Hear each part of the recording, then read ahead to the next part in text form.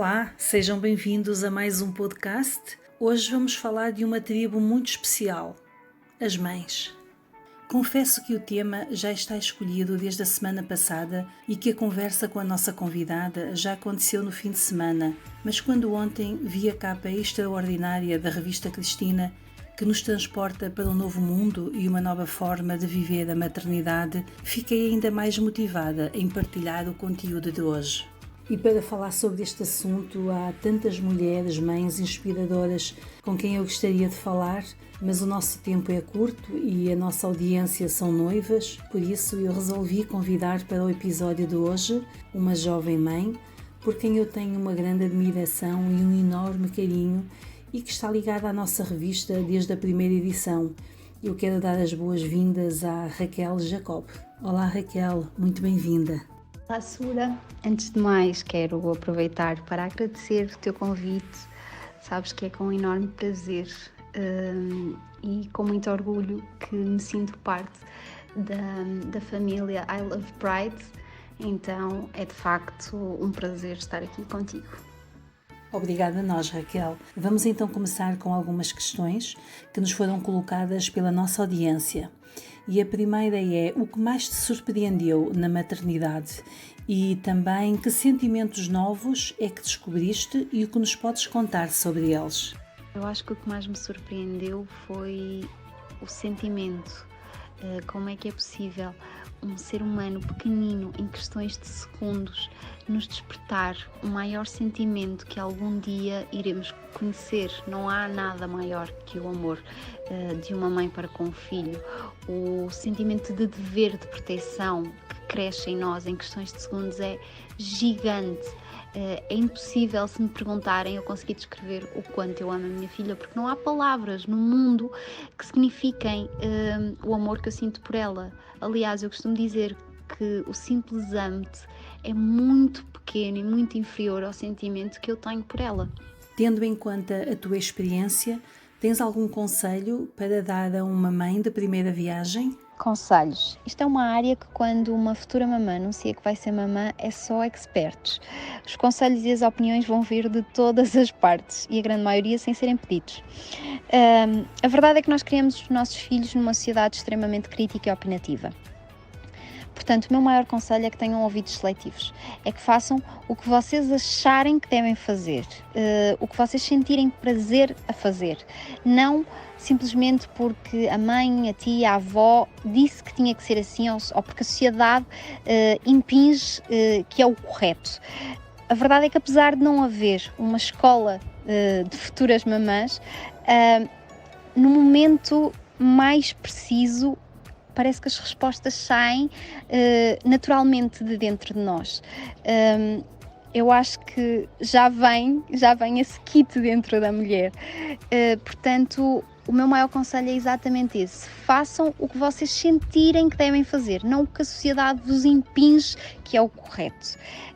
Eu lembro-me perfeitamente que, quando eu escolhi que iria ter a minha filha por cesariana, que fui extremamente criticada, quase que me quiseram levar a pensar que eu seria menos mãe pela minha escolha. E a verdade é que eu abomino dor. Eu queria apenas relembrar para sempre o meu parto e a primeira vez que pegava na minha filha e lhe via a cara, como um momento de total felicidade e amor. E a verdade é que foi assim. Obviamente, eu sofri nos dias a seguir ao parto. Portanto, não me venham dizer que sou menos mãe quando eu tenho 7 camadas de mim cortadas. Mas naquela altura, e a primeira vez, e a minha lembrança da primeira vez que segurei na minha filha, é de uma felicidade, de um amor que ultrapassou aquela sala de partos, aquele hospital, uma coisa maravilhosa. Essa foi a minha escolha que eu mantive, apesar de todos os conselhos que me foram dados para me levar a fazer outra. E hoje sinto-me extremamente feliz com a escolha que fiz. Portanto, esta é o meu maior conselho. Obviamente, também vos digo, não tenham medo de pedir ajuda e não se sintam menos mães só porque são ajudadas. Nós, acima de tudo, somos humanos e errar faz parte e está tudo bem. E é errar que as pessoas aprendem e que crescem. E eles próprios, quando começarem a fazer as suas próprias escolhas, vão errar. E ao errar é que vão aprender. Nós não somos diferentes. E isso não nos torna menos qualificadas como mãe. Sabemos que não é fácil, mas como conciliar o papel de mãe com o papel de esposa? Pergunta, eu praticamente conseguiria transformá-la em conselho, porque é realmente muito importante.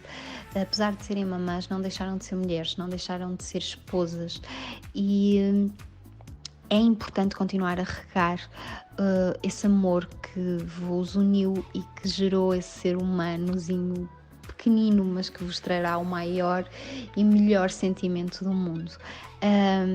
Então, o amor é como uma planta, se não for regada ela morre, e às vezes são nas coisas mais pequenininhas que, com o cansaço psicológico, com as hormonas completamente baralhadas, não nos permite perceber que às vezes é nos detalhes mais simples que continuamos a conseguir regar, a conseguir cultivar, que neste momento já não se trata só de regar um relacionamento, mas sim cultivar uma família. Então, às vezes, em vez de tomarem banho separados, quando o bebê está a dormir, tomam banho os dois juntos, aproveitam e mantêm a chama. Deixar o bebê adormecer e tentarem, às vezes até um esforço mais por parte do pai, tentar, por mais que seja fora de horas, fazer a refeição com a mãe, porque obviamente a mulher, como o alimento, uma grande parte das vezes está agarrado à mulher, precisa de um descanso maior e precisa de mais refeições, criar um miminho, uma refeição, um pequeno almoço e levar-lhe, tudo isto são coisas simbólicas, mas que vão fazer a diferença. Enquanto casal, como interferiu no vosso relacionamento a chegada da vossa filha? Que é impossível que a chegada de um novo membro, ainda para mais um membro que é completamente dependente, não afete o relacionamento, porque tudo que antes era feito e compartilhado a dois, agora é a três e com um membro completamente dependente. Então cabe ao casal tentar aproveitar ao máximo os tempos em que possivelmente o bebê está a dormir. Nós, por exemplo, fazíamos esforços, chegávamos a jantar à 1 da manhã, quando a Maria estava a dormir, para poder jantarmos os dois e conseguir conversarmos, às vezes acordar a meio da noite para treinar os irmãozinhos da Maria. Só treinar, está bem?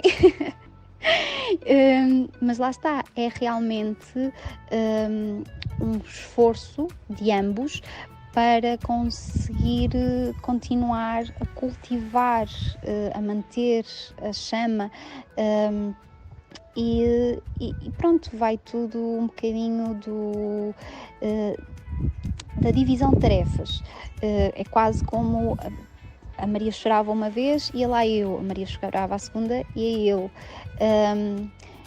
Isto porque a Maria nasceu e os primeiros meses o Pedro ainda treinava, então eu senti-me quase na obrigação de permitir que ele descansasse bem e ficava eu com ela as noites todas, e foi assim durante os primeiros meses, mas depois, quando vieram as férias, ele percebeu que eu também precisava de uma folga, e acho que se trata acima de tudo de bom senso e de saber conciliar e de regrar os horários para que não seja cansativo só para um, não seja desgastante só para um, porque a verdade é que essa tarefa de criar um bebê dividido por dois é sempre muito mais fácil. E por último, recebemos esta pergunta: que mulheres mães é que te inspiram?